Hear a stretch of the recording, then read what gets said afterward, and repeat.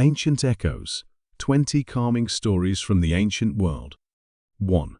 The Library of Alexandria, What Was Lost. Imagine a place where the wisdom of the ancient world, its philosophy, science, medicine, literature, and religion, was gathered under one roof. A place where the greatest minds could study, debate, and share their discoveries with others who had traveled thousands of miles in pursuit of knowledge. This place existed long ago in the bustling port city of Alexandria, Egypt. Founded by Ptolemy I Sota, one of Alexander the Great's generals, sometime in the early 3rd century BCE, the Library of Alexandria was more than a repository of scrolls. It was the intellectual heartbeat of the ancient Mediterranean world. Designed as part of the larger Mausoleum, or Temple to the Muses, it was an institution where learning was a way of life. Scholars lived on the premises, supported by the state, free to devote themselves fully to research, writing, and teaching. The mission of the library was ambitious: to collect every written work in existence. To fulfill this, the Ptolemaic rulers implemented an aggressive acquisition policy. Ships entering the harbor of Alexandria were routinely searched, and any scrolls on board were copied, the originals added to the library, and the copies returned to their owners. Ambassadors were dispatched across the ancient world to buy or borrow texts from private collectors, temples, and schools. The result was a staggering archive. Estimates suggest the library held anywhere from 400,000 to 700,000 scrolls at its peak. The subjects preserved were as vast as the known world: mathematics, astronomy, geography, botany, zoology, medicine, poetry, drama, philosophy, political theory, and translations of sacred texts.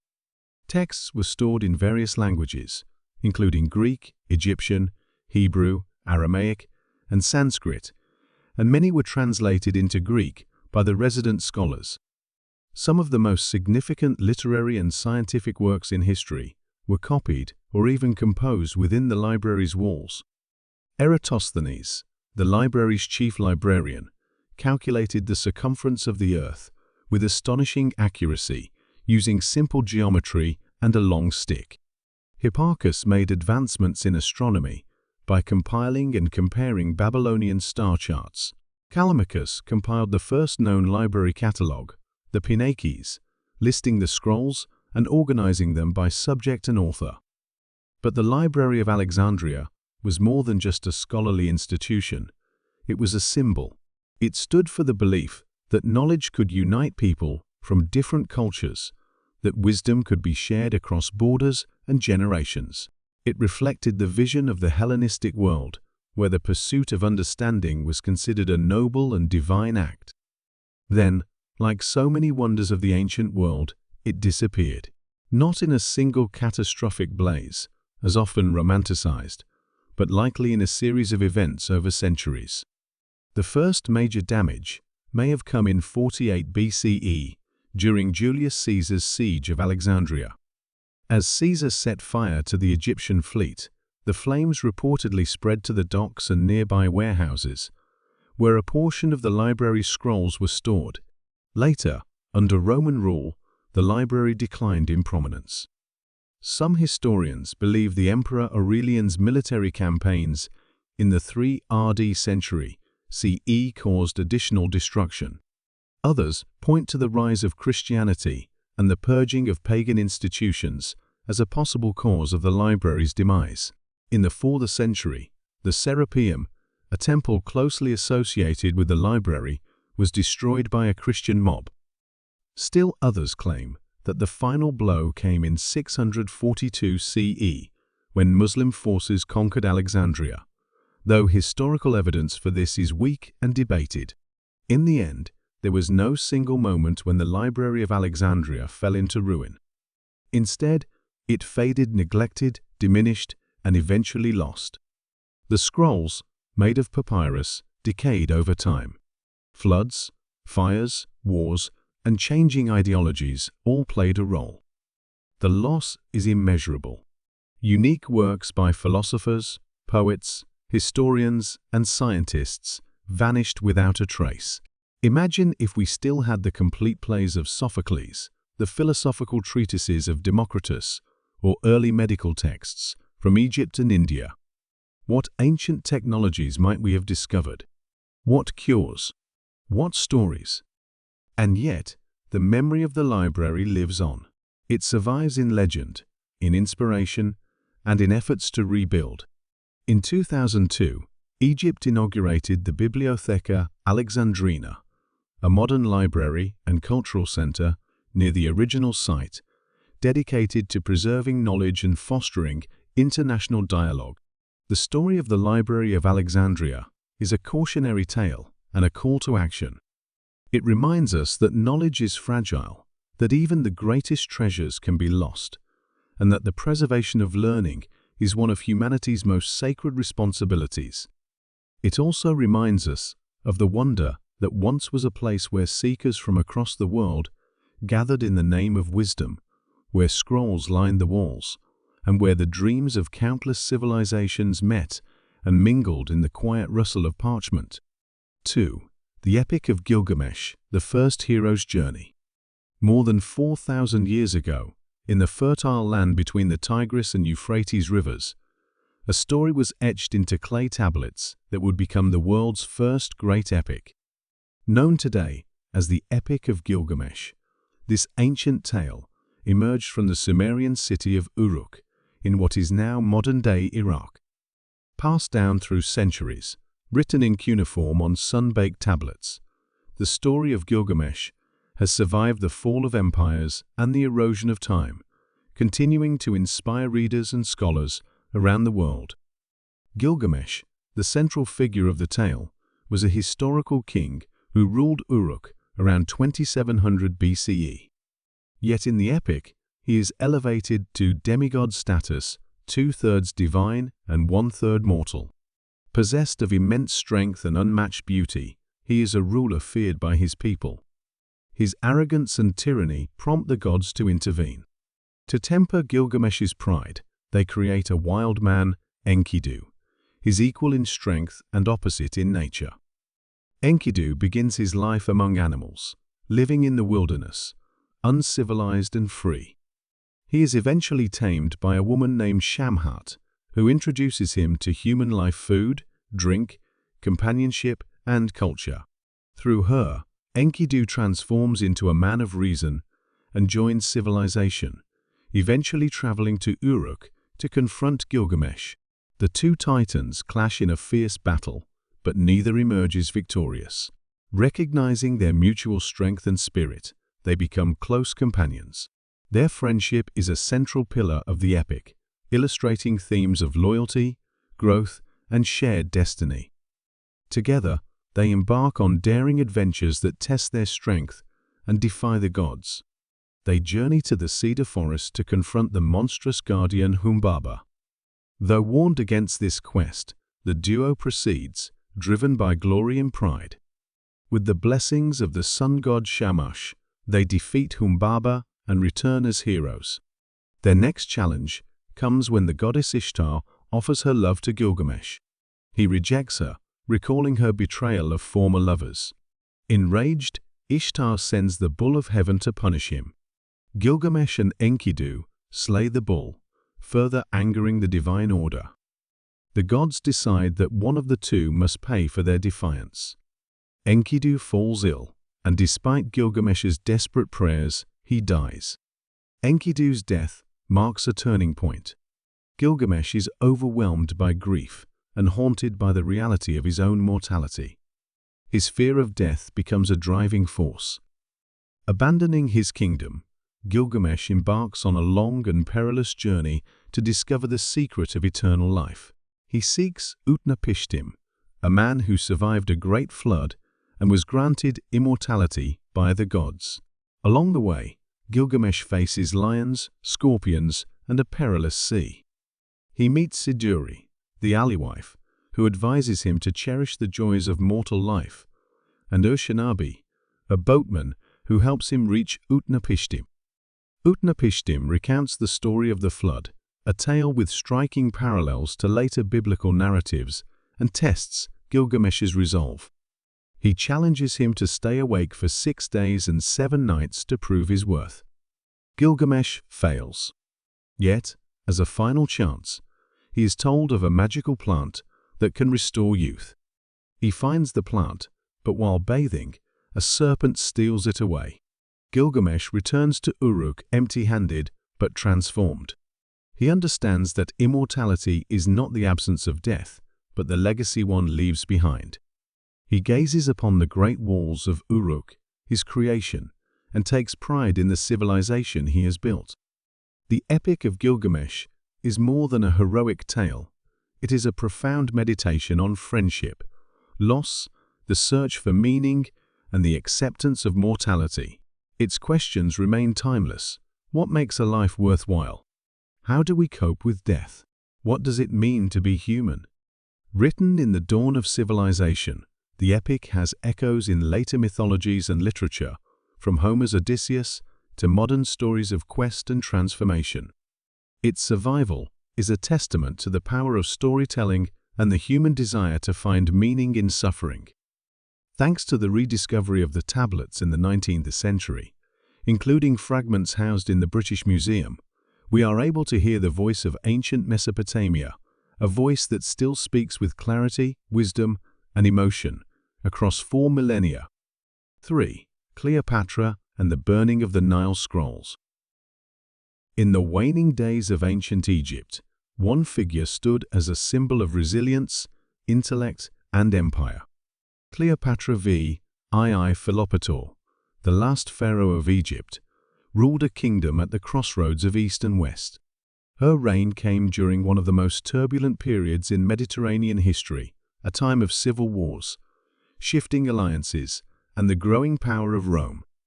Born in 69 BCE into the Ptolemaic dynasty, Cleopatra was not just a monarch, she was a scholar. Educated in the Hellenistic tradition, she was fluent in at least 9 languages and the first in her line to speak native Egyptian. Her mind was sharp, her command of politics deft, and her passion for knowledge deep.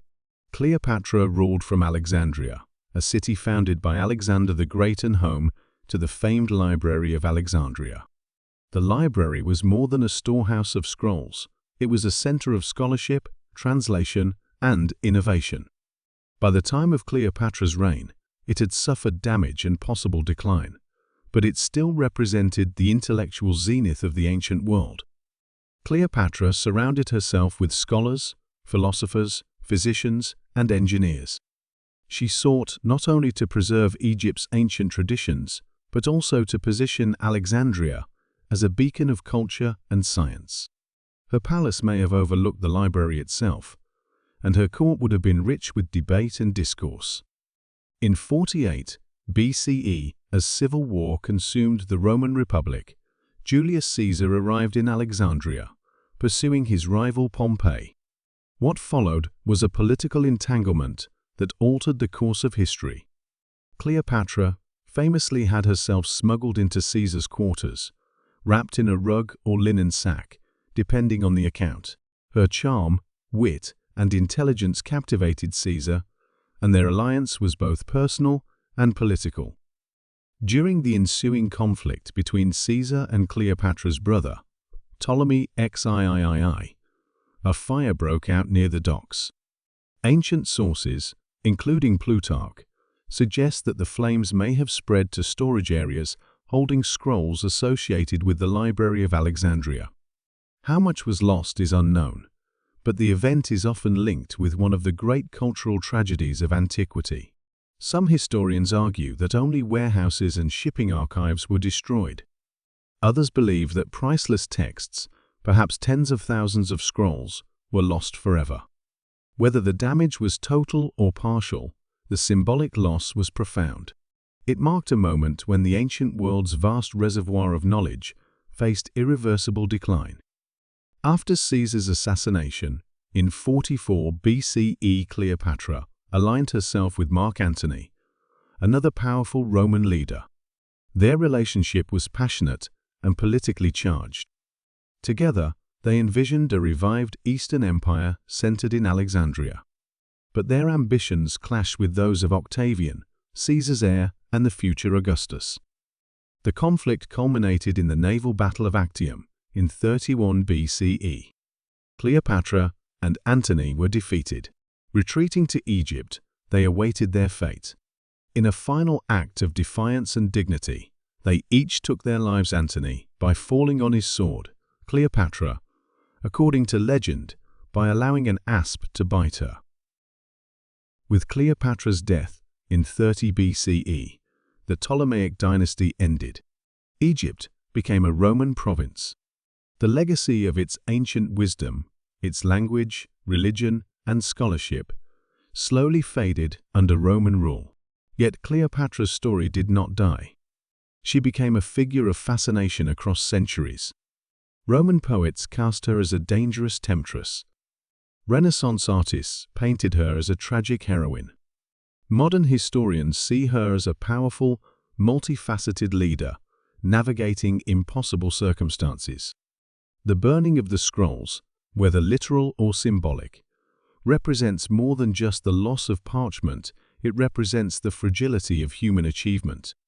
In Cleopatra's world, the pursuit of knowledge, power, and identity collided with empire and ego. What we lost in that fire, we may never fully know. But we remember Cleopatra not only for her beauty, her lovers, or her demise, but for her brilliant mind and the legacy of a woman who sought to hold together an ancient world in the face of inexorable change. 4. The Oracle of Delphi, voice of the gods. High upon the slopes of Mount Parnassus, nestled among olive groves and limestone crags, lay the sacred sanctuary of Delphi. To the ancient Greeks, this was more than a place; it was the very navel of the world, marked by the omphalos stone and guarded by myth. And at the center of Delphi's fame stood the oracle, a woman chosen to speak for the god Apollo, her words shaping destinies and echoing through centuries. Known as the Pythia, the oracle of Delphi was more than a priestess; she was a revered vessel for divine prophecy. Once chosen from among local women of good character, the Pythia underwent purification rites and entered a state of trance inside the Adyton, the innermost chamber of the temple of Apollo. From this sacred space, she uttered cryptic pronouncements believed to carry the voice of Apollo himself. Pilgrims came from across the known world: kings, generals, poets, and common folk, all seeking answers to their deepest questions. Should I go to war? Should I build a city? Am I on the path to virtue? Before offering their inquiries, supplicants would perform sacrifices, consult the temple priests, and await their turn to be ushered into the presence of the divine. What the Pythia spoke was often obscure, wrapped in riddles and metaphor. The temple priests interpreted her words and recorded them, often in poetic form. These pronouncements, though enigmatic, wielded enormous power. Wars were fought or avoided, alliances sealed or broken, cities founded or abandoned, all based on a few mysterious lines. One of the most famous oracles came to King Croesus of Lydia. Before attacking Persia, he asked if he would destroy a great empire. The oracle replied that he would. Emboldened, Croesus went to war, only to find that the empire he destroyed was his own. The oracle had spoken true, but not as he expected. The origins of Delphi reached deep into myth. The site was said to have once been guarded by a monstrous serpent named Python, slain by Apollo, who then claimed the sanctuary. The oracle's name, Pythia, commemorates this mythical conquest. But Delphi was more than a place of prophecy. It was a cultural and spiritual hub. The sanctuary included treasuries built by city-states, filled with offerings and statues. The Pythian Games, held every 4 years, celebrated athletic and artistic excellence. Philosophers debated here, and poets found inspiration. Archaeological evidence suggests that the Pythia may have entered her trance by inhaling naturally occurring gases, perhaps ethylene rising through fissures in the earth. Whether through divine touch or geological coincidence, her voice captivated the ancient world. Delphi's influence lasted over 1,000 years. From the 80th century BCE to the 4th century CE, The oracle remained central to Greek and later Roman spiritual life. But as Christianity spread and the old gods were abandoned, Delphi's flames slowly dimmed. By the time Emperor Theodosius I banned pagan practices in the late 4th century, the oracle had fallen silent. Yet the legacy of the Oracle of Delphi endures not only in history books, but in literature, art, and philosophy. Her voice may have been cryptic, but its message resonates, that the future is shaped not just by gods, but by how we interpret their signs. Delphi reminds us of the power of mystery, the longing for guidance, and the ancient human hope that somewhere on a mountain, in a whisper truth, waits to be heard. 5. Socrates' final hours, the philosopher's death. In 399 BCE, the Athenian philosopher Socrates stood before a jury of his fellow citizens. Accused of impiety and corrupting the youth of Athens, he faced charges that, if upheld, would lead to his death. Yet Socrates made no pleas for mercy. Instead, he used his defense as a final lesson, an exploration of virtue, justice, and the examined life. The trial, documented in detail by his student Plato in the Apology, was a spectacle of philosophy against politics. Socrates, now in his 70s, defended himself not with bombast, but with unflinching reason. He claimed he was guided by a divine inner voice, a daemonion that warned him away from wrongdoing, but never instructed him in worldly gain. His crime, he argued, was nothing more than questioning authority and encouraging young Athenians to think critically. Rather than humble himself before the court, Socrates remained defiant. He likened himself to a gadfly, sent by the gods to stir the sluggish horse of Athens into awareness. If the city silenced him, it would suffer for removing the very conscience that urged it toward wisdom. The jury found him guilty. When asked to propose a penalty, Socrates, half in jest, suggested that he be rewarded with free meals for life, as a benefactor of the city. The court, unmoved, sentenced him to death by hemlock. Socrates' friends pleaded with him to flee. Arrangements were made, but Socrates refused. To him, escaping the law would contradict everything he had taught. "It is better to suffer wrong than to do wrong," he had said, and now he would live or die by that principle. In the days that followed, Socrates remained in prison, surrounded by students and visitors. Plato, in the dialogue Phaedo, recounts their final discussions not of despair, but of the soul's immortality, the nature of existence, and the pursuit of truth. On the final day, Socrates greeted his execution with serenity. He bathed, spoke calmly with his family, and reassured his followers. When the time came, the jailer presented him with a cup of hemlock. Socrates took it without trembling. He drank, then walked about the room until his legs grew heavy. As the poison spread, he lay down. His last words, as remembered by Plato, were, "Crito, we owe a rooster to Asclepius. Please, don't forget to pay the debt." A cryptic statement that scholars interpret as a gesture of gratitude for the release from bodily life, a final nod to the god of healing. Socrates died not in anger or fear, but in reasoned peace. His death marked the end of his physical presence, but the beginning of his philosophical legacy. Plato, Xenophon, and later thinkers preserved his dialogues, ensuring that his ideas would live on for millennia.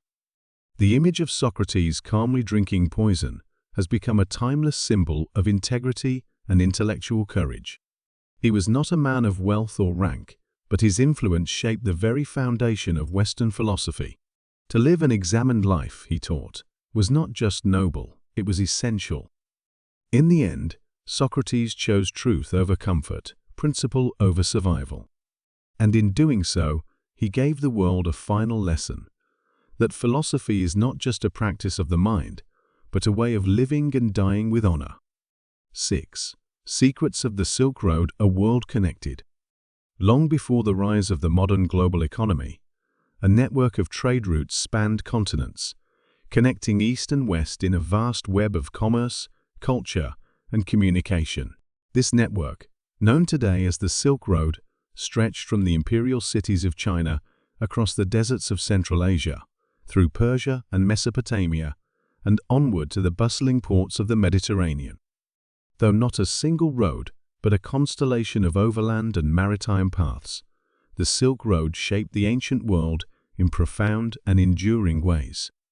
The term Silk Road was coined in the 19th century by German geographer Ferdinand von Richthofen, but the connections it described had existed for centuries. As early as the Han Dynasty, in the 2nd century BCE, Chinese merchants began venturing westward to trade silk and exquisite fabric prized by the elites of Rome, Parthia, and beyond. But silk was only one of many treasures that traveled these routes. Spices, jade, glassware, precious metals, and ceramics changed hands, carried by camel caravans and merchant ships that braved perilous terrain and pirate-infested waters.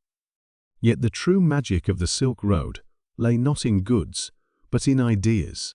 Alongside caravans laden with luxury items came the exchange of religions, languages, art, and science. Buddhism traveled from India into China and Korea, spreading peace and philosophy through monastic networks. Islamic scholars carried mathematical theories and medical knowledge westward. Nestorian Christians, Zoroastrians, and Manichaeans left traces of their faiths along the way.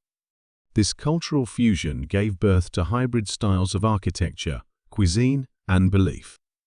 One of the great crossroads of the Silk Road was the city of Samarkand, in modern-day Uzbekistan.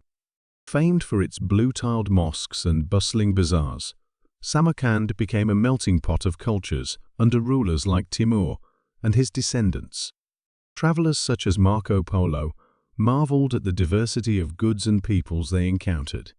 Another vital hub was Kashgar, where Chinese, Turkic, Persian, and Arab traders gathered, sharing stories and forging bonds. The Silk Road was also a corridor of innovation.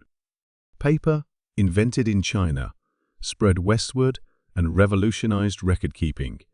Education and literature in the Islamic world, and eventually Europe. Gunpowder, another Chinese invention, altered the face of warfare. In return, the West brought back new crops, glassmaking techniques, and systems of governance. But this vast network was not without risks. Bandits haunted the remote stretches of desert and steppe. Sandstorms, blizzards, and disease posed constant threats. Entire caravans vanished into the harsh landscapes, their goods claimed by the earth. To survive, merchants formed alliances and paid tolls to local rulers. Along the way, they found refuge in caravanserais' fortified inns, where travelers rested, repaired their goods, and exchanged information. The Silk Road was not just about elites and empire builders. It was also a lifeline for ordinary people, herders, craftsmen, and pilgrims, whose lives were transformed by the movement of goods and ideas. A single strand of silk might pass through dozens of hands, each adding value, memory, and meaning. The network's influence peaked during the Tang and Yuan dynasties, when Chinese emperors welcomed foreign emissaries and established embassies as far as Constantinople. The Mongol Empire, under Genghis Khan and his successors, helped secure and expand these routes, fostering an era of relative safety and stability known as the Pax Mongolica. During this time, the Silk Road reached its golden age. Eventually, changing political climates, the rise of maritime trade, and the fall of great empires led to the Silk Road's decline. But its legacy lived on, etched into the geography, culture, and memory of the regions it touched. In recent decades, renewed interest in these routes has emerged.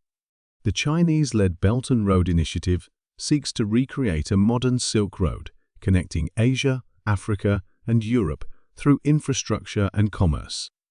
Archaeological discoveries continue to reveal buried cities, lost manuscripts, and ancient tools, adding to our understanding of this remarkable network. The Silk Road teaches us that civilization is not born in isolation. It is forged in contact, in dialogue, and in movement. Every grain of spice, every scrap of parchment, every strand of silk carried with it the hopes and stories of the people who made and traded it. To walk the path of the Silk Road, even in imagination, is to enter a world without borders, a world where strangers meet, exchange gifts, and part with a deeper sense of shared humanity. 7. The fall of Troy. Truth behind the myth. The tale of Troy is one of the most enduring legends of the ancient world, a story woven from myth, memory, and the shadow of real events. For millennia, it has captivated the imagination of poets, historians, and dreamers.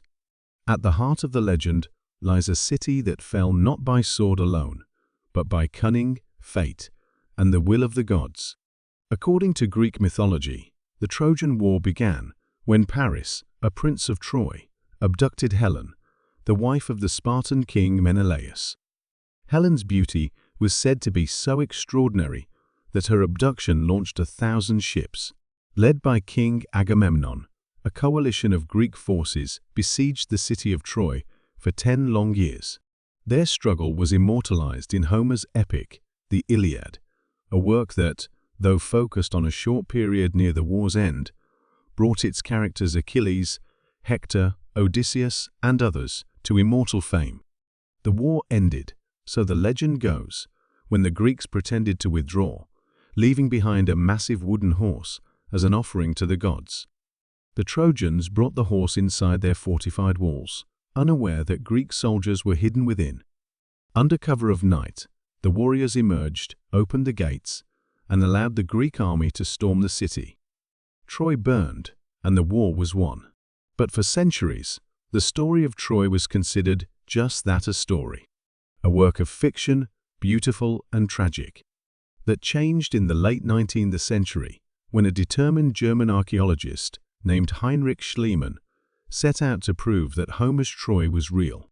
Guided more by poetry than science, Schliemann excavated a mound in northwest Turkey called Hisarlik. There, beneath layers of earth and time, he uncovered the ruins of an ancient city. What he found was not a single Troy, but many cities built atop one another over centuries. Among them was a settlement destroyed by fire and war around 1200 BCE. It matched the general time frame and setting described in the myths. Later, archaeologists confirmed that this layer, now referred to as Troy Via, showed signs of violent destruction.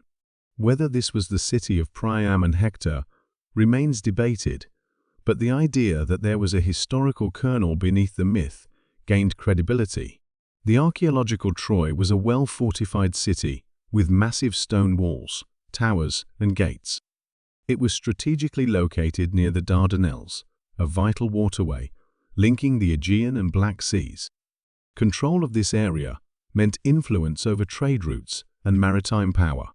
This may have made Troy both prosperous and a target. The more we learn, the more the lines blur between legend and reality. The war may not have been fought over love, but over politics and power.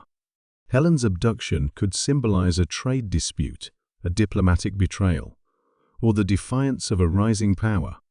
The wooden horse may represent a siege engine, a symbol of trickery, or even a misinterpreted earthquake or fire.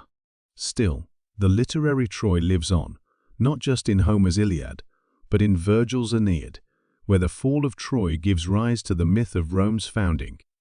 It lives in countless plays, paintings, and retellings that explore the human cost of pride, vengeance, and destiny. It teaches that even heroes are flawed, that glory is fleeting, and that the gods favor no one for long. For all its grandeur, Troy's story is deeply human. It is about love and rage, loyalty and betrayal, hope and despair. It is about how civilizations rise and fall, how memory distorts, and how myth gives meaning to ruin. To walk the ruins of Hisarlik today is to feel the breath of antiquity, the stones whispering of kings and warriors, of battles real or imagined, of a city that once stood at the crossroads of fact and fable. 8. The rise of Carthage. Queen Dido's dream. In the golden light of North Africa's coast, across the blue sweep of the Mediterranean, rose a city that would rival the great powers of the ancient world. Carthage, founded, according to legend, by a queen fleeing tragedy, would grow into a vast empire of trade, exploration, and defiance. At its heart stood a woman named Dido, whose vision and sorrow shaped one of antiquity's most compelling stories. The story begins in the ancient city of Tyre, a Phoenician stronghold on the coast of modern-day Lebanon. Dido, known also as Elissa, was the daughter of the king. Her life took a dark turn when her brother Pygmalion seized the throne and murdered her husband for his wealth. Devastated and fearing for her life, Dido gathered loyal followers, treasure, and ships, and set sail westward in search of refuge. Their journey led them to the coast of North Africa, where the weary travelers landed near what is now Tunis. Dido approached the local Berber ruler, Iarbas, and requested only as much land as could be encircled by a single ox hide. The king agreed, amused by the modest request. But Dido, cunning and clever, cut the hide into thin strips and used them to outline a large hill byassa upon which she founded her new city, Carthage. From these humble beginnings, Carthage blossomed. Its location was ideal for trade, and its Phoenician roots gave it access to a vast maritime network. Carthaginian merchants and sailors ventured across the Mediterranean to Spain, Sicily, and possibly even beyond the Pillars of Hercules. The city became renowned for its wealth, naval prowess, and towering harbors. Dido ruled wisely, overseeing the construction of temples, homes, and marketplaces. Her court became a center of law, diplomacy, and economic policy. But her legend did not end there. The Roman poet Virgil immortalized her story in his epic, the Aeneid. According to Virgil, Dido's destiny intersected with that of Aeneas, a Trojan hero fleeing the fall of Troy. Aeneas, guided by fate to found a new Troy in Italy, landed in Carthage after a storm drove his fleet off course. Dido offered him shelter, and a deep romance blossomed. She believed he would stay, that together they would build an empire. But the gods reminded Aeneas of his destiny. He left in secret. Dido's heartbreak was immense. Betrayed and abandoned, she stood atop a pyre and cursed Aeneas and his descendants. She took her own life with a sword he had left behind. Her curse, according to legend, became the root of enmity between Carthage and Rome, culminating centuries later in the Punic Wars. Though Virgil's version is poetic, elements may reflect deeper truths. Carthage and Rome were natural rivals, both ambitious, both imperial. Their conflict was not just military, it was symbolic. Rome stood for land power and order, Carthage for sea power and commerce. Dido's curse symbolized the clash of visions. Under Dido's successors, Carthage grew into a sprawling empire. It commanded trade routes, minted coins, and developed advanced agriculture and shipbuilding techniques. The Carthaginians worshipped a pantheon of gods, with Baal, Hammon, and Tanit at the center of religious life. Their culture blended Phoenician, Berber, and local elements, creating a unique identity. For centuries, Carthage prospered, but the city's eventual confrontation with Rome would lead to one of history's most devastating defeats. In the Third Punic War, after years of siege, Rome destroyed Carthage in 146 BCE. The city was razed, its people enslaved, its fields salted, so said Roman accounts. Yet modern archaeology shows Carthage did not vanish entirely. It rose again under Roman rule, later becoming a major city in the empire. Dido's story, whether fact, fiction, or a fusion, survives as a powerful tale of resilience, intellect, and heartache. She was a builder of cities, a refugee who became a queen, a figure of both love and loss. To remember Dido is to honor the spirit of those who forge new paths from ruins, who dream not just of survival, but of greatness. And to walk the ruins of Carthage today is to feel her presence in the stones, in the harbor walls, the mosaic floors, and the winds that whisper across the ancient shore. 9. Hammurabi's Code Laws of Stone. Long before courtrooms, lawyers, and printed law books, one ancient king etched justice into stone, laying the foundation for legal systems that would echo across the ages. This was Hammurabi, ruler of Babylon in the 18th century BCE, and his code, carved into a towering black diorite stele, remains one of history's earliest and most influential legal documents. Hammurabi ruled from around 1792 to 1750 BCE, during a time when the Mesopotamian world was a patchwork of warring city-states, trade routes, and shifting allegiances. Under his leadership, Babylon rose from a regional power to an empire that stretched across much of Mesopotamia. But Hammurabi's legacy extends beyond conquest. He is remembered as a lawgiver, a shepherd of justice who claimed divine authority to bring order to his people. The Code of Hammurabi, discovered in 1901 in Susa, in modern-day Iran, consists of 282 laws written in Akkadian cuneiform. The laws are inscribed on a nearly 7-foot-tall stele, topped by an image of Hammurabi receiving authority from Shamash, the sun god and deity of justice. This powerful image was more than symbolic. It conveyed that the king's authority came not from man, but from the divine, reinforcing the code's legitimacy. The laws cover a vast range of topics: marriage and divorce, trade and contracts, theft and fraud, slavery, agriculture, assault, inheritance, and professional conduct. They reveal a society deeply concerned with social order, economic fairness, and personal responsibility. While often harsh by modern standards, many laws prescribe death or physical punishment. They reflect a desire to protect the weak, especially widows, orphans, and the poor. One of the most famous principles from the code is lex talionis, the law of retaliation. If a man destroys the eye of another man, they shall destroy his eye. This eye for an eye approach emphasized proportional justice. Punishment should fit the crime. Yet the code was also deeply hierarchical. Penalties varied depending on the social status of the offender and the victim. Nobles, commoners, and slaves were subject to different consequences for the same crime. Contracts and commerce are addressed in great detail, reflecting the complexities of a growing economy. The code established interest rates, set fees for services, and outlined rules for trade and loans. It even regulated the conduct of builders and physicians. If a builder constructed a house that collapsed and killed the occupant, the builder could be put to death. If a doctor's procedure caused harm, he could be fined or worse, depending on the outcome and the patient's status. Marriage laws reveal much about family and gender roles. Women had rights to property and could initiate divorce under certain conditions.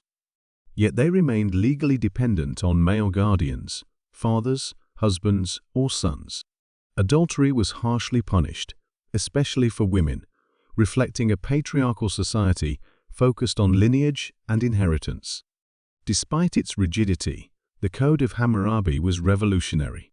It represented one of the first attempts to codify and publicize laws for all to see. The stele was likely placed in a public space where literate scribes could read it aloud to the people. The idea was clear: justice was not arbitrary, and even kings were bound by law. Hammurabi's code influenced later legal systems in the Near East and beyond. Echoes of its structure can be found in Hebrew law, Roman statutes, and Islamic jurisprudence. It demonstrated the power of written law to unify diverse peoples and maintain order in a complex society. Today, the stele of Hammurabi's code resides in the Louvre Museum in Paris, a testament to its enduring legacy. Though nearly 4,000 years old, it still speaks to us about fairness, authority, and the human struggle to balance power with principle. To read Hammurabi's words is to enter a world where laws were sacred, carved in stone, and placed before the eyes of gods and men alike. It reminds us that civilization is not just built on bricks and bronze, but on justice, codified and remembered. 10. Atlantis, the lost civilization. For more than 2 millennia, the tale of Atlantis has captured the imagination of philosophers, explorers, writers, and dreamers. It is a story of a once great civilization that vanished beneath the sea in a single catastrophic day. But was Atlantis ever real? Or was it a parable, a philosophical myth designed to warn humanity about the perils of pride and power? The first and only ancient source for the story of Atlantis comes from the writings of the Greek philosopher Plato. In his dialogues, Timaeus and Critias, written around 360 BCE, Plato described Atlantis as a mighty island nation beyond the Pillars of Hercules, what we now call the Strait of Gibraltar. The Atlanteans, he said, were a noble people who grew corrupt. As punishment, the gods destroyed their land with earthquakes and floods, sinking it into the sea. According to Plato, Atlantis was larger than Libya and Asia combined. It possessed advanced technology, a powerful navy, vast wealth, and a complex social structure. The capital city was a marvel of architecture, with concentric rings of land and water, gleaming temples, and an acropolis crowned with gold. The Atlanteans lived in abundance, guided by laws and wisdom handed down by their divine ancestors. But over time, Plato claimed, they grew greedy and arrogant. Their conquests extended into Europe and Africa, and their virtue gave way to vice. Only Athens, representing the ideal state, resisted their expansion. In the end, the gods struck Atlantis down in retribution. Plato insisted the story was based on real accounts passed down from Egyptian priests to the Athenian lawmaker Solon. Yet no other ancient text mentions Atlantis. Scholars have debated for centuries whether Plato intended his story as history or allegory. Was Atlantis a real place, a memory of a natural disaster, or a fictional utopia crafted to explore the nature of civilization? Over the centuries, countless theories have emerged. Some identify Atlantis with Minoan Crete and the volcanic eruption of Thera, modern Santorini, around 1600 BCE, a cataclysm that devastated the Aegean. Others link it to ancient Troy, the lost city of Tartessos in Spain, or even regions as far away as Antarctica or the Caribbean. In the age of exploration, Atlantis became a symbol of undiscovered lands and faded empires. The story took new life during the Renaissance, when European scholars re-examined classical texts with fresh eyes. By the 19th and 20th centuries, Atlantis inspired novels, archaeological expeditions, esoteric traditions, and even pseudo-scientific claims.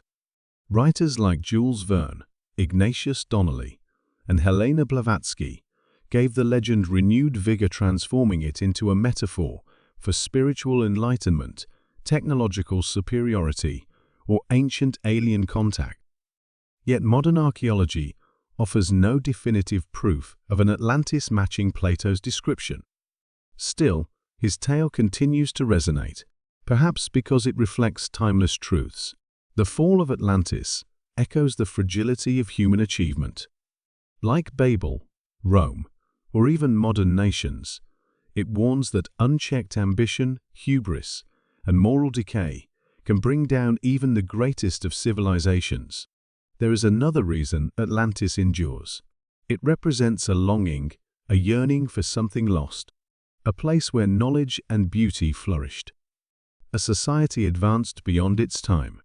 In imagining Atlantis, we project our hopes, fears, and regrets onto a mythical mirror of ourselves.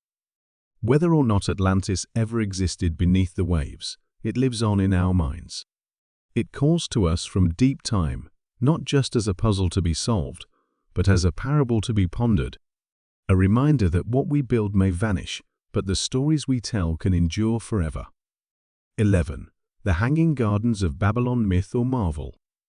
Amid the parched sands and sun-baked plains of Mesopotamia, legends tell of a lush, tiered paradise rising from the heart of an ancient empire. Trees draped in blossoms, vines tumbling over stone walls, and terraces shaded by swaying palms. This was the Hanging Gardens of Babylon, one of the 7 wonders of the ancient world. Yet despite their fame, no definitive trace of the gardens has ever been found. Did they truly exist, or are they a myth passed down through the ages? The earliest and most vivid descriptions come not from Babylonians themselves, but from Greek historians like Strabo and Philo of Byzantium, writing centuries after the gardens were supposedly built. These accounts describe an immense structure composed of terraces stacked one atop another, forming a green mountain amid the desert. Water was said to be drawn from the Euphrates River by an ingenious system, perhaps a chain pump, lifting it to nourish the verdant paradise. The gardens are most often attributed to King Nebuchadnezzar II, who ruled Babylon in the 6th century BCE. According to tradition, he built them for his wife, Amytis of Media, who longed for the forests and hills of her homeland. To ease her homesickness, the king commissioned an artificial mountain, planted with the flora of her native land. If true, this act of devotion would make the gardens not only a marvel of engineering, but also a monument to love. Babylon itself was a city of wonders. Herodotus, though prone to exaggeration, claimed it was the most splendid city of its time. It featured towering walls, grand temples, and the famed Ishtar Gate, adorned with images of lions, dragons, and bulls in glazed blue tiles. The gardens, if they existed, would have been a crowning jewel in this urban marvel, a sanctuary of shade and water in an arid land. But the mystery deepens when we look at the archaeological record. Despite decades of excavations in Babylon modern-day Iraq, no conclusive evidence of the Hanging Gardens has been found. Some scholars argue that the Greek writers confused Babylon with another city, Nineveh, the capital of Assyria, where similar descriptions of garden palaces have been unearthed. The Assyrian king Sennacherib boasted of creating a wonder for all people, with aqueducts and mechanical devices to irrigate his palace gardens. Still, others believe the gardens did exist in Babylon, but were built with perishable materials, mud brick and timber, that have not survived the centuries. The Euphrates River has also shifted course over time, possibly erasing key sites. Political instability and restricted access have further complicated excavation efforts. Whether real or imagined, the Hanging Gardens have endured in cultural memory because they represent something timeless: the human desire to shape nature, to bring beauty into harsh places, and to craft spaces that inspire awe and serenity. They symbolize engineering genius, paired with aesthetic grace, an early glimpse of landscape architecture on a monumental scale. Their legend has inspired art, poetry, and gardens across the world. From Renaissance paintings to modern rooftop terraces, echoes of the Hanging Gardens can be found wherever nature is elevated above the ground, turned into spectacle and sanctuary alike. Today, as we build vertical farms and floating parks, the dream of the Hanging Gardens feels surprisingly modern. In cities teeming with steel and concrete, we still seek green refuges, quiet oases suspended above the chaos. Perhaps that is the lasting power of the Hanging Gardens, not as ruins buried in sand, but as an idea, a vision of what civilization can achieve when it seeks not only to survive, but to bloom. 12.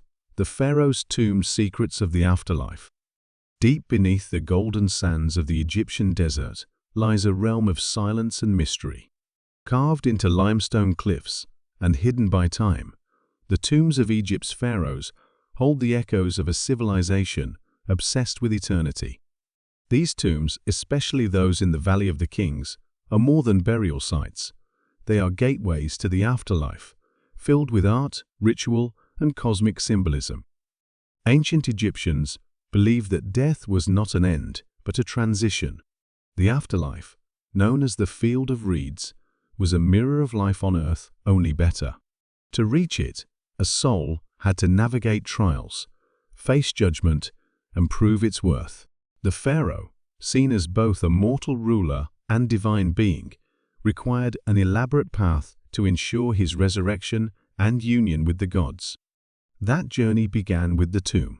The most famous of these tombs is that of Tutankhamun, discovered in 1922 by British archaeologist Howard Carter.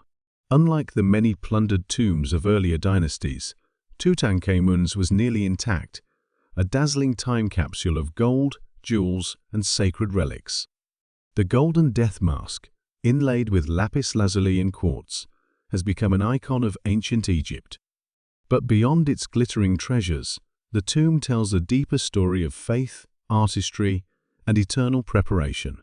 Pharaohs were buried with everything they might need in the next world: food, weapons, clothing, chariots, musical instruments, and Shabti's small figurines meant to serve the king in the afterlife. Walls were painted with scenes from the Book of the Dead and other sacred texts, depicting gods like Anubis, Osiris, and Ra, guiding the soul through the underworld. The tomb itself was not merely a chamber, it was a symbolic cosmos. Ceilings were often painted with stars to represent the heavens. Corridors mimicked the sun's journey through the night sky. Every detail was imbued with meaning, from the color of the walls to the orientation of the burial chamber. But tombs were also targets. For all their secrecy, many were looted within decades of burial. The wealth of the pharaohs tempted robbers, while political changes sometimes led to official repurposing of tombs and mummies. Despite these violations, the artistry and architecture endured, whispering the ambitions of their creators across the ages. In recent decades, technology has unveiled new secrets. CT scans of mummies, chemical analyses of pigments, and infrared surveys have deepened our understanding of tomb construction and burial practices. In 2015, speculation arose that hidden chambers might exist behind Tutankhamun's walls, perhaps belonging to Queen Nefertiti. While no such chambers have been definitively confirmed, the possibility reminds us that the sands still guard untold stories. The tombs also reflect shifting religious beliefs. Early pyramids gave way to rock-cut tombs during the New Kingdom as focus moved from monumental visibility to protected sanctity. Temples became more elaborate, while tombs became more secretive. In both, however, the goal remained the same: to ensure eternal life. What drives such immense effort for a single death? In Egypt, the pharaoh was more than a man, he was a bridge between worlds. His rebirth guaranteed the balance of Ma'at, the cosmic order. Tomb building was not just royal vanity. It was a sacred duty, an act of national and spiritual significance. Today, as tourists descend into these chambers, they walk into history's oldest dreams. They see the colors still vibrant after 3,000 years, the symbols etched by candlelight and belief. In the silence of these tombs, the air feels charged with memory, with reverence, with something ancient and eternal. The pharaohs may have turned to dust, but their tombs still speak. 13. The Library of Alexandria, light of the ancient world. In the bustling harbor city of Alexandria, where the waters of the Mediterranean lapped against marble docks and the pharaoh's lighthouse cast its beacon over the sea, there once stood a sanctuary of learning so vast and ambitious that it became a legend, the Library of Alexandria. More than a collection of scrolls, it was a symbol of humanity's boundless thirst for knowledge, a beacon of reason in an age shaped by empire, myth, and exploration. Founded in the early 3rd century BCE by Ptolemy I Soter, a general of Alexander the Great and the first ruler of the Ptolemaic dynasty in Egypt, the library was part of a larger cultural and research complex known as the Mauseon, named after the Muses, goddess of inspiration. The vision was bold: to gather all the world's knowledge in one place, written in every language, on every subject imaginable. The library grew rapidly. Scrolls were acquired from across the known world: Greece, India, Egypt, Mesopotamia, Persia. Ships arriving in Alexandria were searched, and any texts they carried were copied, with the originals often kept for the library and duplicates returned.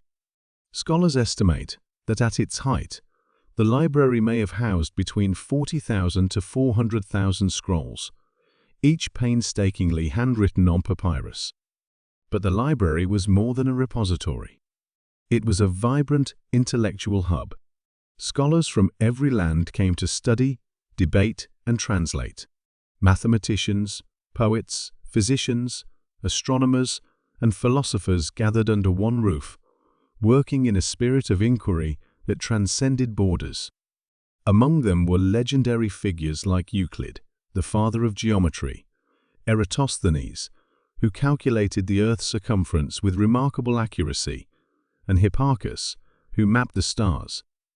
Languages were translated, sciences were advanced, histories were preserved. The library played a pivotal role in the survival and transmission of ancient texts, from Homeric epics to Hindu treatises, from Egyptian theology to Babylonian astronomy. But the fate of the library remains one of history's great tragedies. Its destruction is shrouded in mystery and myth. Some blame Julius Caesar, whose forces set fire to part of the city in 48 BCE. Others point to later Christian or Muslim rulers who viewed certain texts as heretical. Still others believe it declined gradually through neglect, funding cuts, and shifting political priorities. No single cataclysm is universally agreed upon. It may have died not in flames, but in silence, a slow erosion of curiosity, a loss of institutional will. Whatever the cause, its loss has haunted generations. Scholars still lament the countless works that vanished with it, plays by Sophocles, never read, scientific insights never rediscovered, whole philosophies lost to time. And yet, the idea of the library never truly died. It lives on in our modern institutions, in universities, digital archives, research centers, and global databases. The dream of gathering and sharing knowledge for the betterment of all endures. The name Alexandria remains synonymous with intellectual ambition, curiosity, and the fragile beauty of human memory. In recent years, Egypt has sought to rekindle that legacy with the Bibliotheca Alexandrina, a modern library and cultural center built near the ancient site. It stands not as a replica, but as a tribute to the original dream, that knowledge should be free, shared, and safeguarded. To imagine the Library of Alexandria is to glimpse the world not as it was, but as it might be, a world where knowledge unites rather than divides, where scrolls and science are treasured above conquest and dogma. The library may be gone, but its light still flickers in every corner of the world where questions are asked and truth is sought. 14. The Terracotta Army Guardians of the First Emperor. In the rolling hills near Xi'an, in China's Shaanxi province, the Earth guards a secret that lay buried for over 2 millennia. It is a city beneath the soil, a silent, unmoving army of clay soldiers, horses, and chariots, each poised in eternal vigilance. They stand in rows, their faces calm, their armor sculpted with care. These are the terracotta warriors, guardians of the first emperor of China, Qin Shi Huang. The story begins in the 3rd century BCE. After centuries of warfare between rival kingdoms, the state of Qin rose to dominate them all. In 221 BCE, its king, Ying Zheng, declared himself Qin Shi Huangdi, first emperor. He was determined to unify China not only through conquest, but through standardization of currency, script, weights, measures, and even axle lengths. Roads were built, walls connected, and dissent ruthlessly crushed. His reign was revolutionary and at times brutal. But even as he built an empire, Qin Shi Huang was obsessed with death and with what lay beyond it. He sought immortality through alchemy and legend, commissioning expeditions to find the mythical islands of the immortals. Failing that, he turned to permanence of another kind, a mausoleum unlike anything the world had ever seen. Construction of the emperor's tomb began shortly after he came to power, employing an estimated 700,000 laborers over nearly 4 decades. The necropolis spanned over 38 square miles, designed to be a replica of his empire in miniature. At its heart was a burial mound said to contain rivers of mercury flowing through an underground palace, ceilings painted with constellations, and mechanical traps to deter intruders. But the true marvel lies not in the central tomb still unopened, but in the satellite pits surrounding it. In 1974, local farmers digging a well stumbled upon fragments of clay and bronze. What they had found was the edge of an underground army, thousands of life-size terracotta soldiers standing in formation, each with unique facial features, hairstyles, and armor. Archaeologists uncovered 3 main pits containing over 8,000 soldiers, 130 chariots, and 670 horses. There were infantrymen, archers, cavalry, generals, all modeled with stunning detail. Each soldier's face was distinct, suggesting they may have been based on real people. Their hands, gestures, and posture vary, giving the illusion of a living force frozen in time.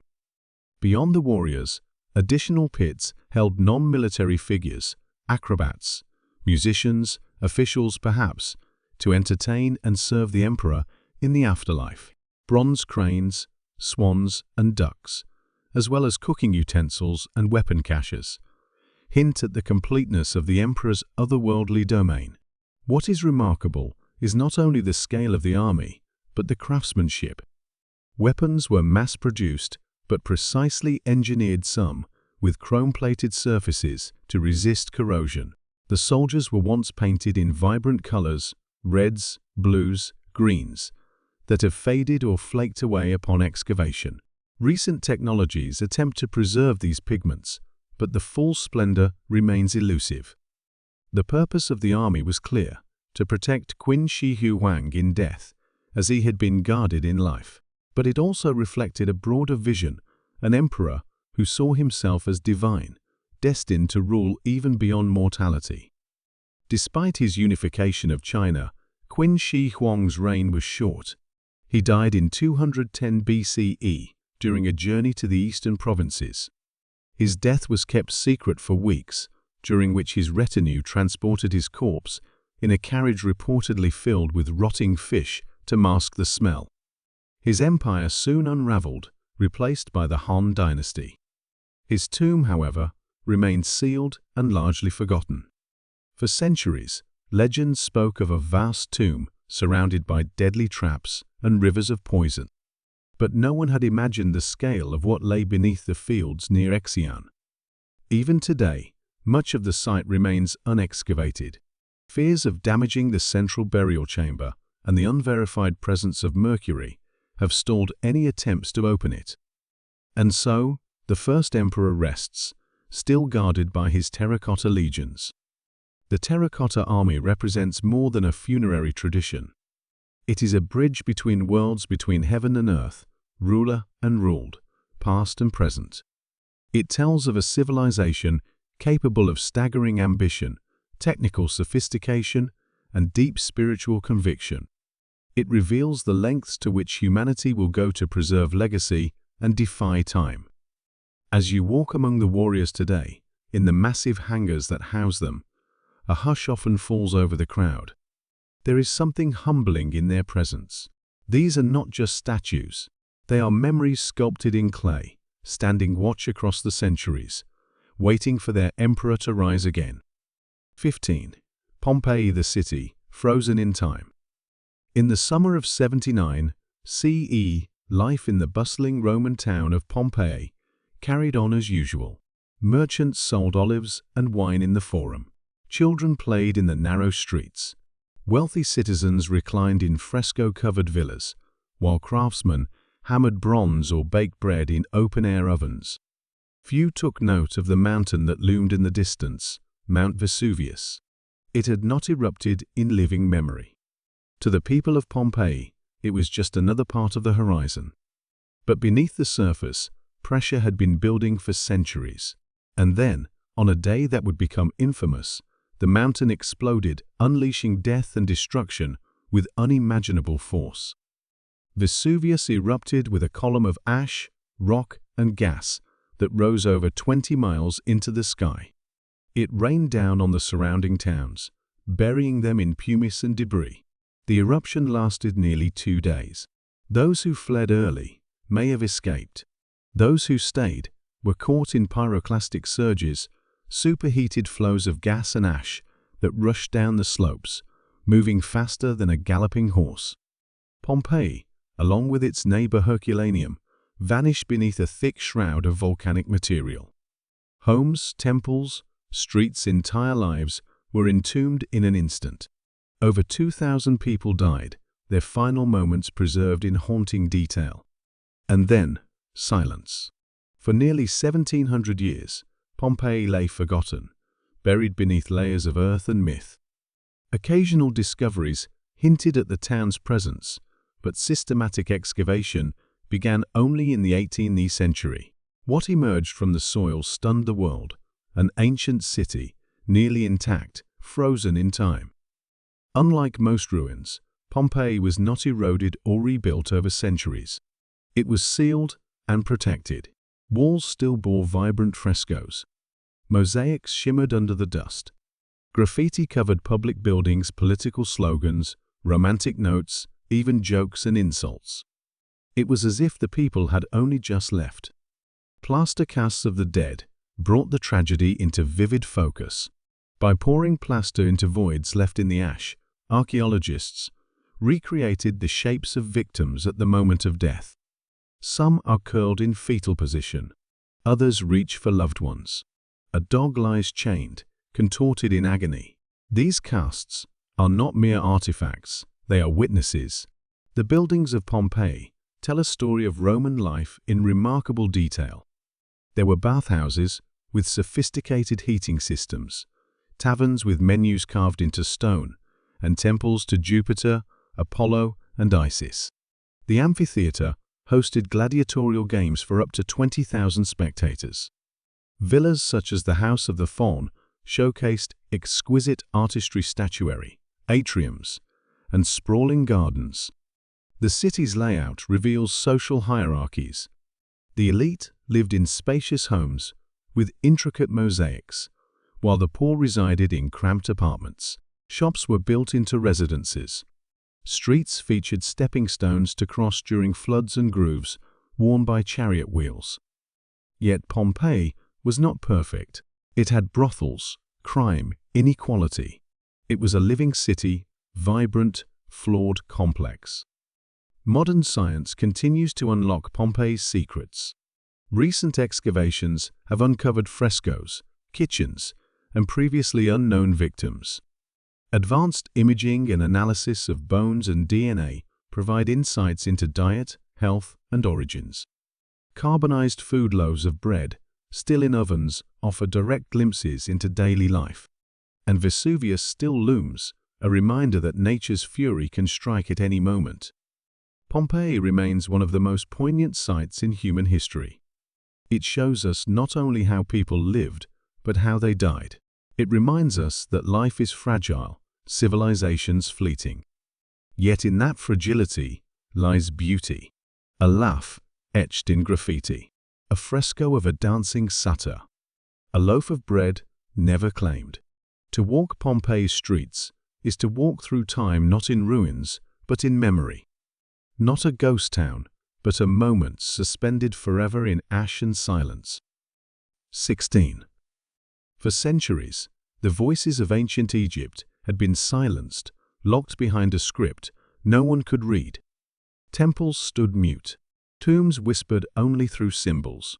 The elegant curves of hieroglyphs seemed impenetrable, their secrets buried alongside the pharaohs.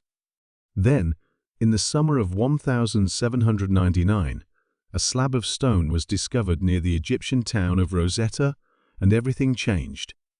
The Rosetta Stone, as it came to be known, was not gold or marble.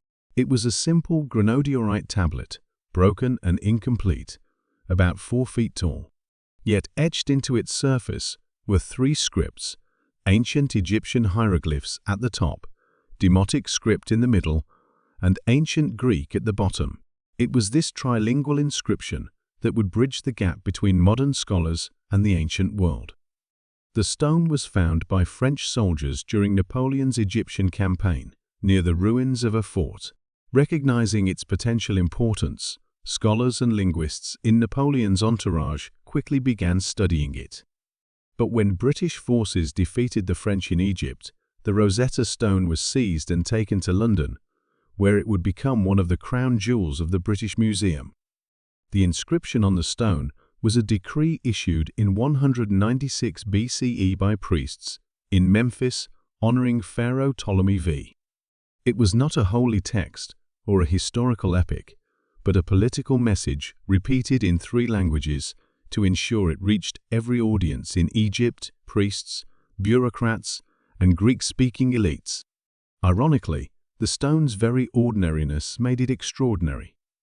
The key to unlocking Egyptian hieroglyphs lay in the Greek text, which scholars could already read. By comparing the scripts, they hoped to decipher the ancient symbols that had puzzled the world for nearly 1400 years. Early attempts were promising but incomplete.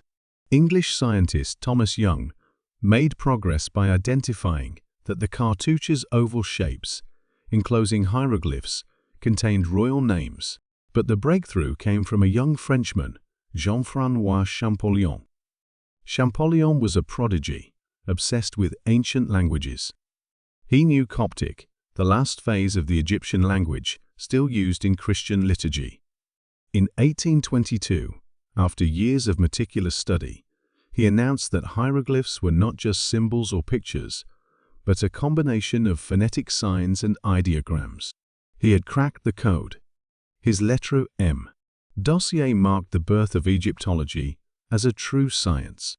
Suddenly, the walls of tombs, temples, and papyri burst into life.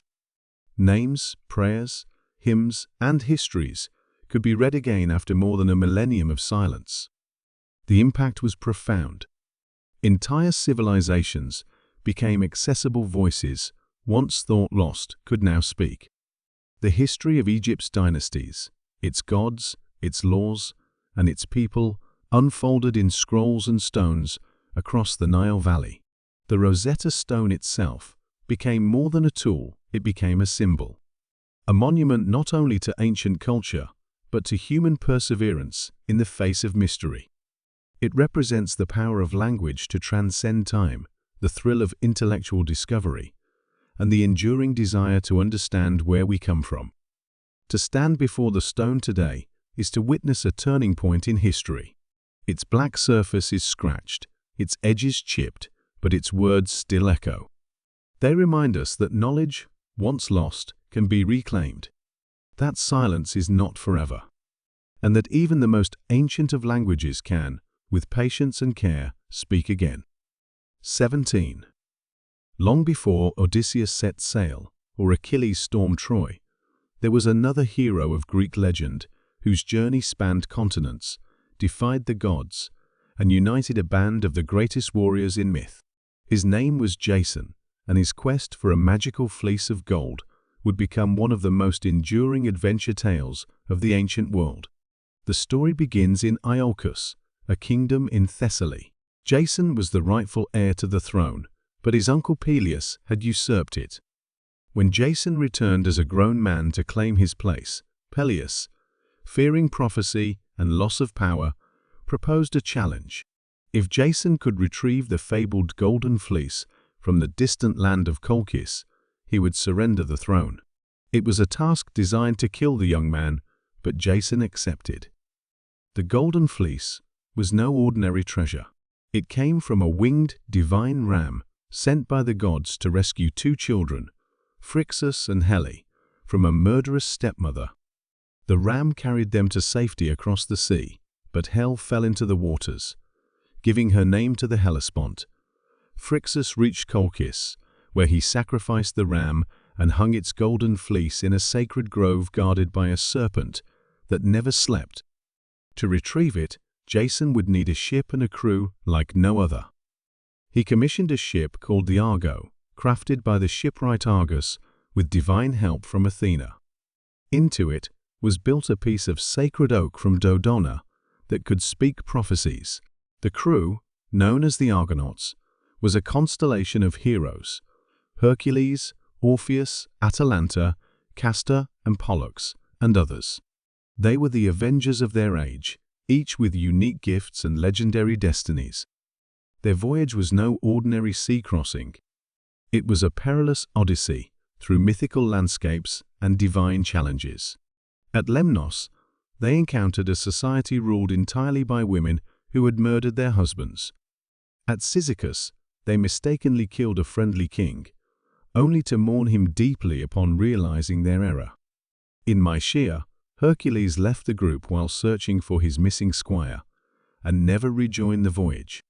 They passed through the land of the Harpies, winged creatures, who defiled every meal of the prophet Phineus, whom the Argonauts rescued in exchange for guidance through the Symplegades, two clashing rocks that destroyed anything that passed between them. Following Phineus' advice, they sent a dove through first.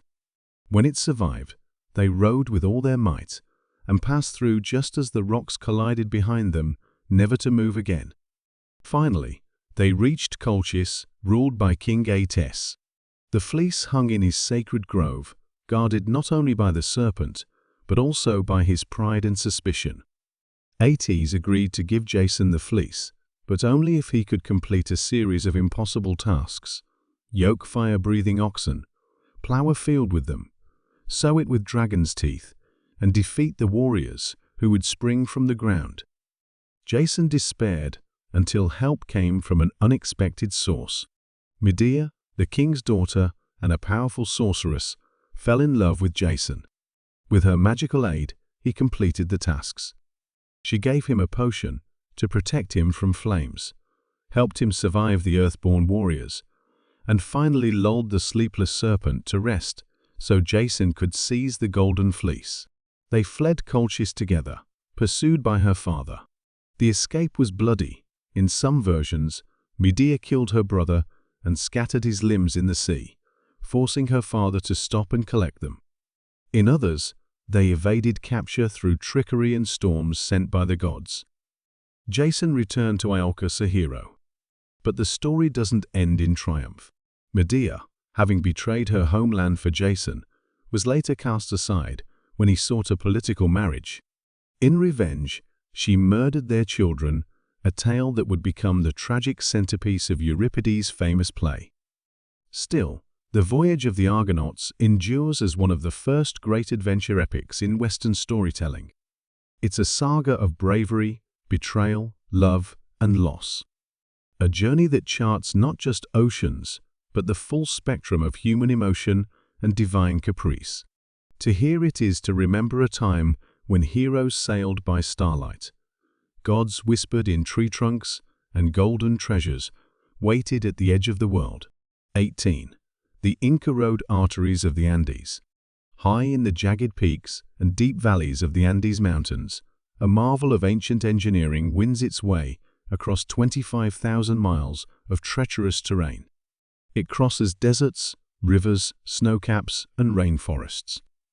This was the Quapac and the Great Inca Road, a network so vast and sophisticated that it rivaled the Roman roads in both ambition and execution. The Inca Empire, at its height in the 15th century, stretched over 2,500 miles from modern-day Colombia to Chile. It encompassed diverse cultures, climates, and geographies. But it was the road system that held it all together, a network of arteries, pulsing with life, trade, and power. Built without wheels or iron tools, the Inca road system defied the elements. Paths were carved into cliffsides, suspended on rope bridges, and paved with stone slabs fitted so tightly together that even today, some roads remain intact. The Incas didn't invent roads they inherited and integrated existing paths from conquered cultures, but they perfected them. At the heart of the network was Cusco, the sacred capital of the Inca world, considered the navel of the earth. Radiating outward from Cusco like spokes on a wheel The main roads connected regional centers, fortresses, administrative posts, and ceremonial sites. The longest route, known as the Royal Road, stretched along the spine of the Andes, while another followed the coastal plains. Communication was vital in such a sprawling empire. The Incas used chasqui fleet-footed messengers who ran between way stations called tambos, spaced every few miles. These runners could relay messages faster than horseback couriers, thanks to a relay system. They carried quipus-knotted strings, used to record information like census data, taxes, and military orders. Within hours, a message could travel hundreds of miles across mountains and valleys. The roads also served military and logistical needs. Armies could move quickly across the empire, food and supplies could be transported to remote outposts, and the emperor himself, called the Sapa Inca, could travel in grandeur. Special roads were reserved for royalty, with ceremonial stations offering shade, food, and offerings to the gods. Even more astounding were the bridges.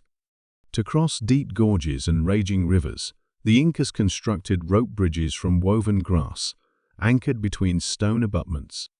These bridges, called Huayhuachaca, required constant maintenance and were rebuilt yearly in a tradition that still survives today in Peru.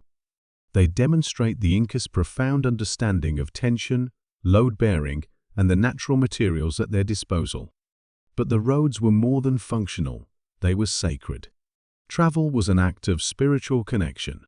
Shrines called apachitas lined the paths, where travelers left stones or offerings to the mountain spirits Apus seeking protection and blessing. Pilgrimages to sacred sites like Machu Picchu or Lake Titicaca followed the roads, turning journey into ritual. When the Spanish arrived in the 16th century, they marveled at the roads but failed to grasp their full significance. The conquest brought disease, destruction, and the collapse of the Inca world. Many roads fell into disrepair, lost to time, jungles, or neglect. Yet others endured, used by local communities, rediscovered by archaeologists, or reimagined for modern travel. Today, efforts are underway to preserve and promote the Capacay and as a UNESCO World Heritage Site. It is recognized not only as a feat of infrastructure, but as a cultural and historical lifeline, one that connected mountains to coastlines, empires to villages, humans to the divine. To walk a stretch of the Inca Road is to step into the rhythm of a civilization that revered the earth, mastered the elements, and bound its people together through stone and spirit. The roads are still there, etched into the earth, waiting, calling. 19. Stonehenge Circles of Time. On the windswept plains of Salisbury in southern England, a ring of ancient stones stands silent against the sky. Some rise like sentinels, others lie fallen like broken teeth. Their surfaces are worn, their edges blurred by thousands of winters, yet they remain immovable, immutable. This is Stonehenge, a monument older than the pyramids, more enigmatic than any cathedral, and as timeless as the stars above it. Built between 3000 and 1500 BCE, Stonehenge is a marvel of prehistoric engineering. It consists of massive sarsen stones, each weighing up to 25 tons, arranged in a circle, with smaller bluestones transported from quarries over 150 miles away in Wales. These stones were not simply stacked, they were shaped with tenon and mortise joints, like carpentry in stone. But Stonehenge is more than an architectural feat. It is a mystery that has inspired centuries of speculation. Who built it and why? The earliest phase of the site began as a circular ditch and bank enclosure, possibly used for ritual or communal gathering. Over time, the structure evolved. Wooden posts were replaced with stones. Graves were dug nearby, and cremated remains buried around the perimeter. Each phase seemed to add meaning, purpose, and complexity. Stonehenge's alignment suggests a deep connection to celestial events. The stones are oriented to frame the sunrise of the summer solstice and the sunset of the winter solstice. On those days, the sun rises or sets precisely between the stones, casting long shadows and filling the site with golden light. It's believed that thousands once gathered here to mark the turning of the seasons, honoring cycles of life, death, and rebirth. Some scholars believe Stonehenge was a solar calendar, used to predict eclipses, plant crops, or set ritual dates. Others see it as a temple, a burial ground, or even a healing center, a prehistoric Lourdes, where the sick came to be cured by sacred stones. Still others have offered more exotic theories: druid altars, alien landing sites, or Atlantean relics. While such ideas fire the imagination, archaeological evidence points to a culture with deep ties to the land, the sky, and the ancestors who came before. What is clear is that building Stonehenge required immense effort and organization. Hundreds of workers would have dragged stones across land and water, using sledges, ropes, and possibly wooden rollers. The bluestones, each weighing several tons, were transported over mountains and rivers, a journey as miraculous as the structure itself. Modern science has shed light on the people behind the stones. Isotope analysis of skeletons near the site shows they came from as far as the Mediterranean. Some had signs of injury and healing, suggesting the site may have been a destination for those seeking cures. Tools, animal bones, and remnants of feasting point to ceremonial gatherings on a grand scale. Yet despite all we've learned, Stonehenge guards its core secrets. It stands as a reminder that even in the Neolithic world, people looked up. They observed the sky. They measured time. They built monuments to memory and meaning. Without written language or metal tools, they created something that still stirs the soul. Today, visitors walk among the stones with hushed reverence. On the solstice, crowds still gather, druids in robes, travelers with cameras, families, and pilgrims, all drawn by the timeless rhythm of the earth and sun. Stonehenge endures not because we understand it, but because we don't. It speaks in symbols, in shadows, in alignments that stretch across centuries. It reminds us that even the most ancient among us reach for something greater. Circles of stone, circles of time, forever turning. 20. The epic of Beowulf echoes from the north. In the misty lands of northern Europe, where icy waves crash against dark shores and longships once sailed into legend, there arose a tale passed from hearth to hearth of monsters, heroes, and a king whose name would echo for more than 1,000 years. That hero was Beowulf, and his story is the oldest surviving epic of the English language. Composed in Old English between the 8th and 11th centuries, Beowulf is set in a time even more ancient, around the 6th century, during the age of Germanic tribes and Norse mythology. Though written in Anglo-Saxon England, its roots lie in the oral traditions of Scandinavia, drawing from Danish, Swedish, and Geatish lore. The poem opens in the mead hall of King Hrothgar of the Danes, whose grand hall, Heorot, is plagued by a terrifying creature named Grendel. Night after night, Grendel storms into the hall, slaying warriors and dragging them into the darkness. No one can stop him. For 12 winters, the Danes live in fear. Enter Beowulf, a warrior of the Geats, strong, noble, and untested. Hearing of Hrothgar's plight, he sails across the sea with a band of men to offer aid. Beowulf is confident, even arrogant, boasting that he will face Grendel with no weapons, using only his bare hands. When night falls, Grendel returns and Beowulf is waiting. What follows is a brutal struggle. The monster is caught off guard, and Beowulf, with superhuman strength, tears Grendel's arm from his socket. Mortally wounded, Grendel flees to die in his lair. Heorot rejoices. Songs are sung. Treasures are gifted. But the victory is short-lived. Grendel's mother, a monstrous sea hag, rises from the murky depths to avenge her son. She slaughters a trusted advisor and retreats to her underwater lair.